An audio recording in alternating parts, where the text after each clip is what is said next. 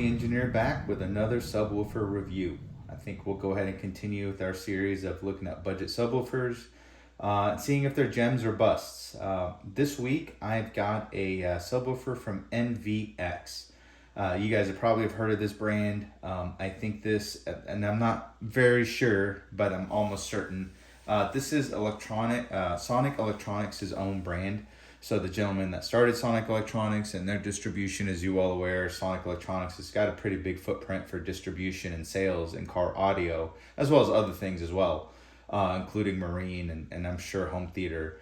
But they've got their own brand, and NVX has really been making some noise over the last year or so of really putting out good quality stuff. I know initially when they came out, it was kind of more leaning towards just regular, budget-friendly Boss or Pile-like designs and products. But recently, they've really been flowing out some good products, and that includes amplifiers, subwoofers, DSPs, some accessories. So I wanted to go ahead and jump on this. I did see the subwoofer on sale. This specific one here is the VSW 12-2V2. No, I'm sorry. This is the VSW 12-4V2. So VSW is the series, 12 is the size, 4 ohm, dual 4 ohm is the impedance of the voice coils. And this is version 2 because I know they've kind of modified and upgraded over years. So I wanted to go ahead and do a review of it, see how it is, compare it to the specifications provided, and let's just see if it's worth buying. At the time that I purchased this, it was on sale. I believe these range anywhere from $70 to $90 on average. Sometimes they do go on sale. I've only seen them distributed through Sonic Electronics, whether it is directly through their homepage, through their store on Amazon or eBay. So let's just go ahead and start the unboxing. Right away, you can see it is double boxed, so I like it. I like the fact that they do protect the subwoofer. Pretty clean overall. You can see the model number here. Power range is 450 to 600 watts RMS. VS Series 12-inch dual voice coil subwoofer. I like this because this seems to be a very popular niche spot in the marketplace for kind of these subwoofers.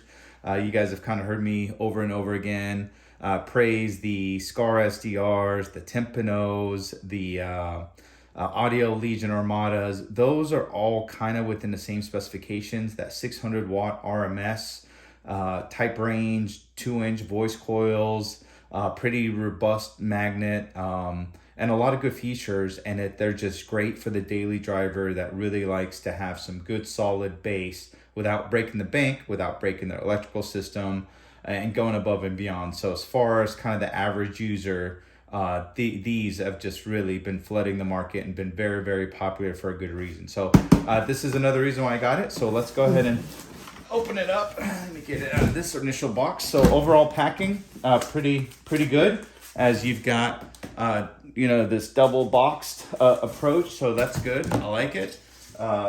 Again, it shows that they spent a little bit extra money on it, so that's good. The box is what you'd expect, so let's go ahead and look at the specifications here. This is in Spanish. I'll pass on this side as I don't really speak fluent Spanish. All right, so what do we got here? I'll zoom in a little bit on this.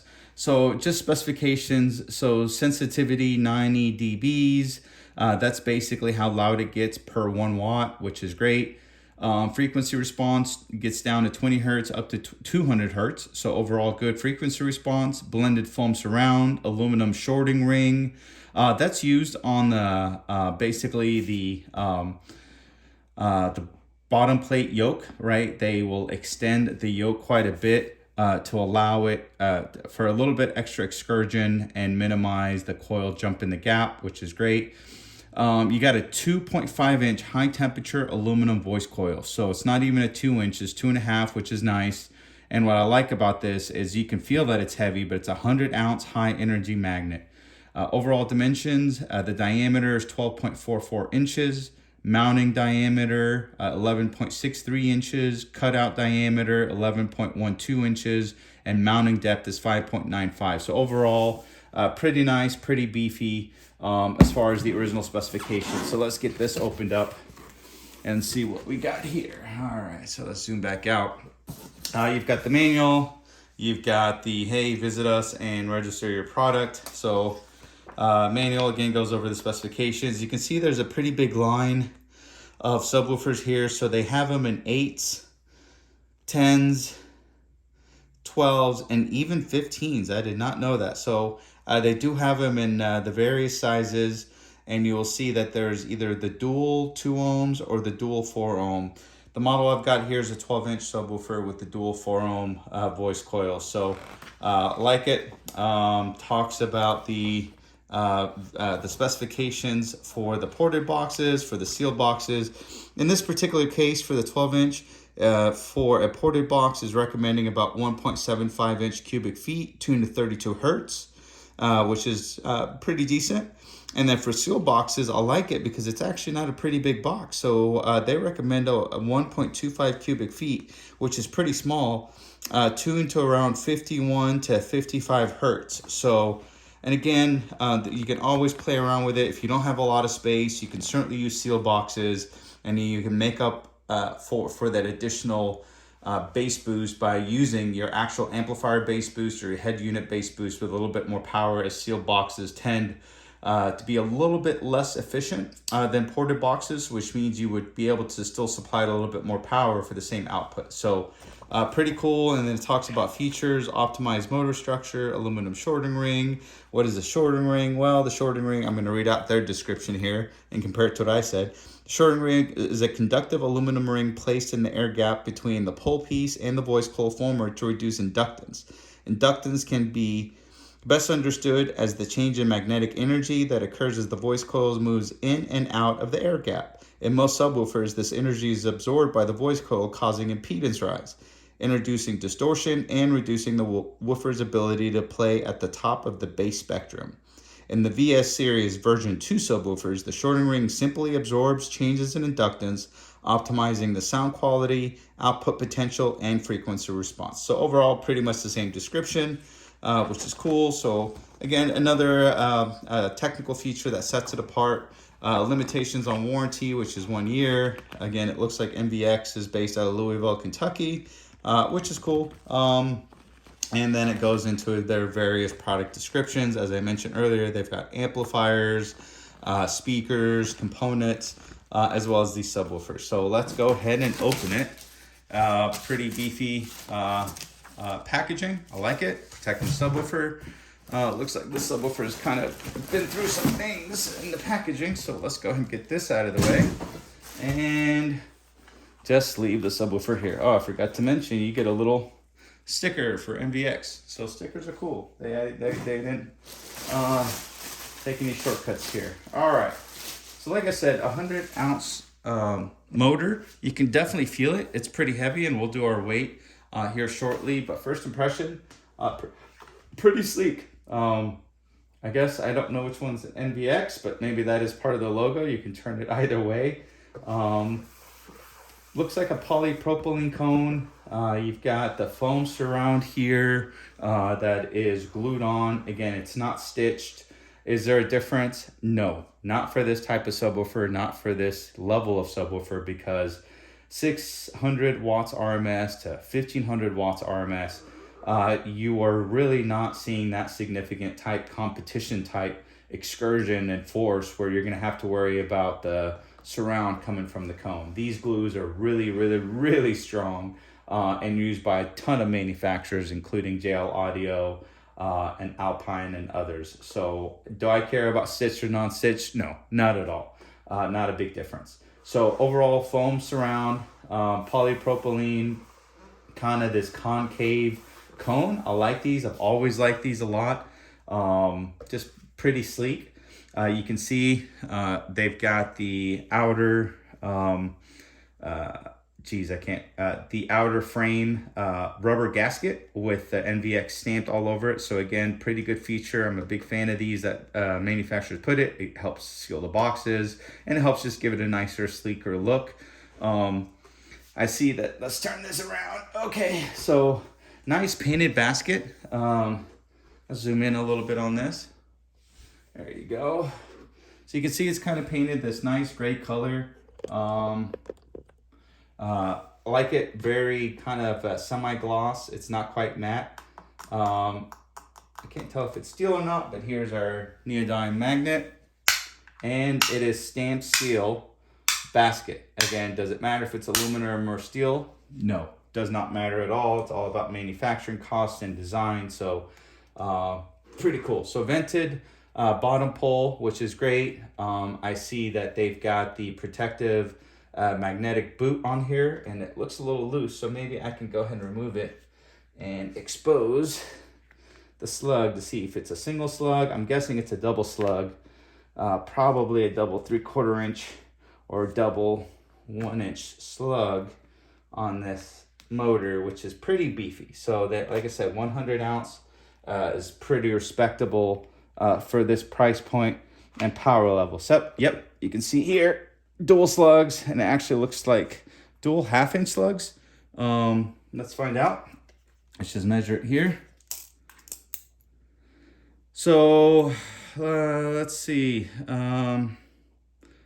Almost looks like two. It's not really. It's not a 3/4. I guess that it is dual 3/4. I'm sorry, 3/4 of an inch. So total is a 1/2 inch combined magnetic thickness. Again, pretty respectable. You got the protective rubber boot here for the magnet, which is good for protecting the ferrite from cracking, as well as also giving it a nice little visual appeal. So we'll go ahead and put that back on there, which is always sometimes a pain in the rear, but hey, it's all good. We took it off, we should be able to put it back on. But there you go. So it looks nice and new again. As you can see, pretty big vented bottom pole, which allows the voice coil to breathe a little bit as the subwoofer is pushing back and forth. Let's see, we talked about the stamped steel basket, we talked about the rubber boot. You can see the tinsel leads right away. I kind of like this. Not only is it color coded, but it's labeled 4 ohms, right? So that's really, really cool. So nice push spring terminals. Looks like you could probably get, let me adjust my camera here. Looks like you can probably get nice 8 gauge, maybe pushing it 10 gauge. Certainly 12 gauge, no problem. So maybe 10 gauge wires in here, which would be more than sufficient. In fact, 12 gauge would be sufficient for this power level. And you've got the dual voice coils, so you've got 2 sets of them, right? So I like this a lot. You've got the red and black, and you've got the 4 ohms clearly identified, stamped steel basket. As far as the tinsel leads, you can see here, single tinsel leads, round. They are stitched through the spider, which looks like it's really well done and not sloppy, so I like that a lot. I see the triple joint where the spider will attach to the voice coil and the cone itself. Looks like a pretty solid connection, but overall impression, this is pretty cool. It's definitely worth its money in the weight, so it's not a flimsy subwoofer whatsoever.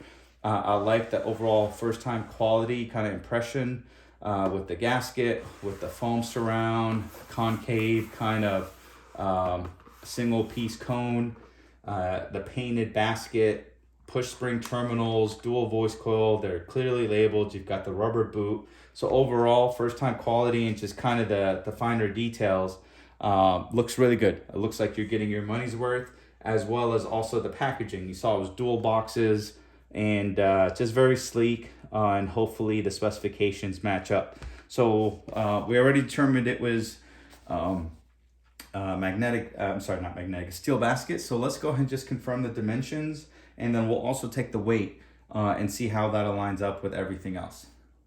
All right, so got our scale ready to go. We'll put this bad boy up here, and let's see, what do we got? 15 pounds, 2.2 ounces, very respectable. I like it. This actually weighs more than a couple of the previous subwoofers I weighed. I'm trying to figure out which ones were the last ones. So I want to say this is on par with the Armadas and the SDRs. So again, very respectable, 15 pounds. and you're definitely feel it in overall quality and weight. So material wise, I'm pleased with this. Without listening to it or kind of getting some power through the voice coils at the moment, definitely very pleased with the purchase for this price point. Again, they range anywhere from 70 when on sale, and I think the regular price anywhere is from 90 to 100 bucks on their website. So definitely worth the $100 for this price point, for this type of quality, for the type of material selected, for the parameters, for the packaging. So good buy so far. Let's go ahead and I guess we've already gotten the measurements, so I'm not sure if there's much more that we can do. Again, it looks like mounting depth is right below 6 inches, which was what the box said. Overall outside diameter is about 12 3/4 inches. Let's see what the overall diameter of the bottom plate is here, and this is with the boot on. So we're looking at approximately 6.5 inches, maybe 6 3/4, closer to 6.5 for the outer diameter.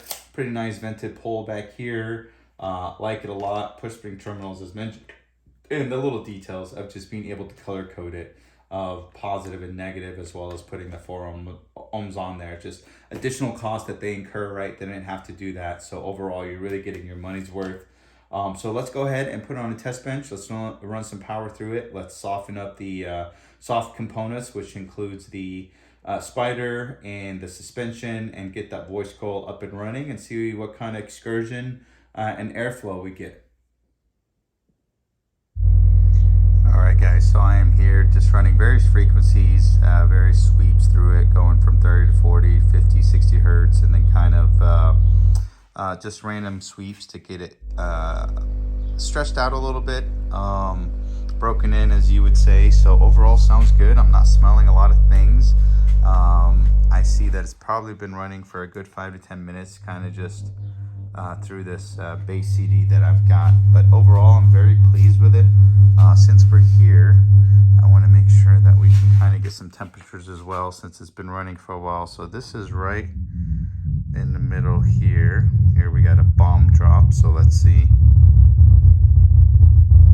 About 77 degrees.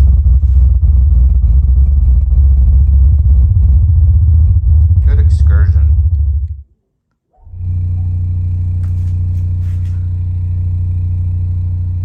Alright, let's look back here. It looks a little warmer at the triple joint, so the triple joint is reading over 100 degrees C. This is where the voice coil is, right?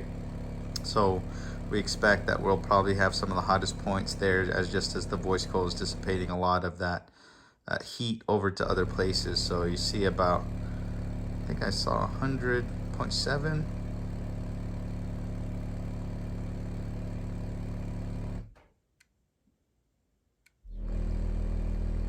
I saw a little bit over 100, so which is expected. I mean, these are going to get pretty hot, but hey, it's aluminum wire, it's aluminum former, it's got that extended pull piece. I saw 107 degrees there. So overall, it is getting warm, which is expected. Now, how much power do I have on here? Looks like about 19 amps at the input of the amplifier, so multiply that by 10. So let's just say approximately 200 watts RMS in free air, which is quite a bit, because that's a pretty stringent test in a free air environment. Subwoofers are supposed to have some back force on it, which is what the enclosure provides, right?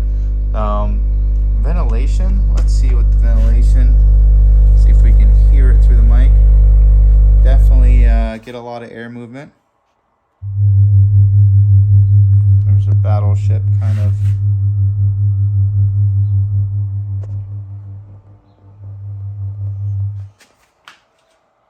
What I like about this, it's really not seeing a lot of mechanical noise. There's the bomb drop again.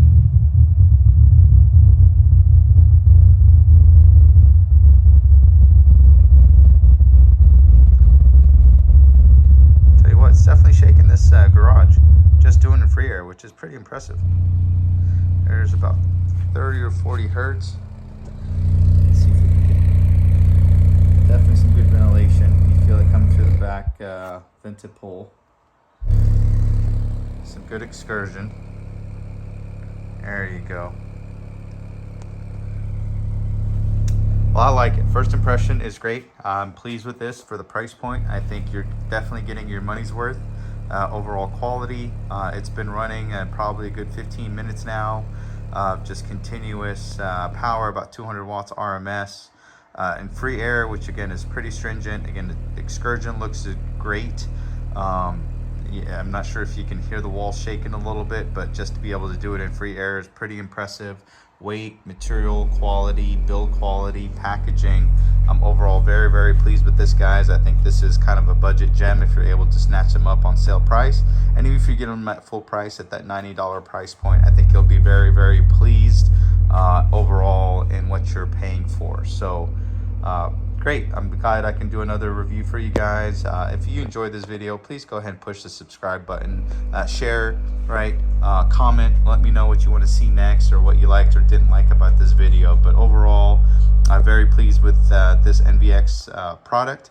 As I mentioned earlier, they have been really coming out with a whole bunch of different lines, and I see that they're really gaining in reputation for just better quality, good price point, and again, for the average user who wants a daily driver to have really, really good bass all around, I think you'll be very pleased. So thanks, guys.